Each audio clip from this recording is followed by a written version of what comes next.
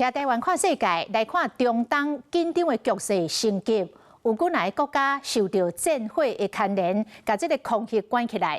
美国国务院发布着紧急旅游警示，针对中东地区10外个国家的美国公民发布着马上撤离令。若咱台湾这边，外交部讲暂时无撤离的计划，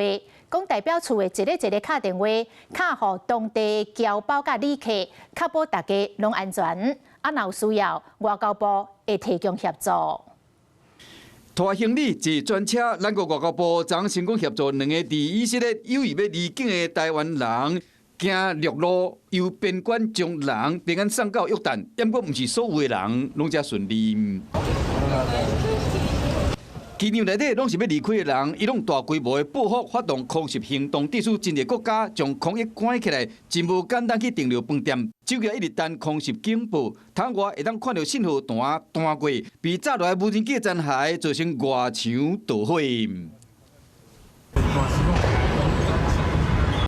因应中东局势，美国国务院嘛发布紧急的旅游警示，包括巴林、埃及、伊朗、伊拉克、以色列、约旦、科威特、黎巴嫩以及受占领的约旦河西岸甲加沙走廊等等，有超过10个国家发布大规模的撤离令。除了美国以外，各国政府嘛纷纷要求公民先就地避难，再搁想办法甲因撤离。德国政府嘛宣布将派遣飞机前往阿曼甲沙特阿拉伯，优先接回病患、囡仔甲有新的负人人。空域是关闭的啊，所以目前是以让他们留在当地哈，然后让他们可以等待空域开放的时候哈，他们的人身安全最重要。外交部表示讲，目前暂时无撤侨的计划，代表处嘛一直敲电话予在地侨胞甲旅客，确保国人的安全。